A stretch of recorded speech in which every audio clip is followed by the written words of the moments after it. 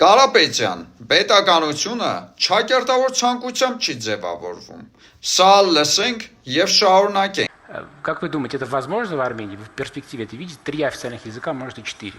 Я уже в своем выступлении сказал про русский язык, но я считаю важно еще английский язык. Հայաստանը բիզնես կորպորացիա չէ, Հայաստանը պետություն է եւ նրա պետական լեզուն հայերենն է, ոչ բանակցելի, ոչ քննարկելի, ոչ ցանկությամբ հարց։ 3 պետական լեզու ունենալու գաղափարը քայքայում է պետական ինքնությունը, թույլատնում սուվերենությունը։ Ուզում եք 3 լեզվով խոսել, խոսիր։ Պետության լեզուն որոշվում է սահմանադրությամբ, ոչ թե օլիգարխի հարցազրույցով։ Հայերենը պարզապես լեզու չէ, հայերենը պետականություն է։ Եվ մի հարց, եթե վաղը ասեն ճակերտավոր 3 դրոշ եւ 3 ճակերտավոր բանակ, նույնպես նորմալ է։ Հարգանքով հանուն ժողովրդավար պետականության կուսակցության նախագահ Արսեն Սարգսյան։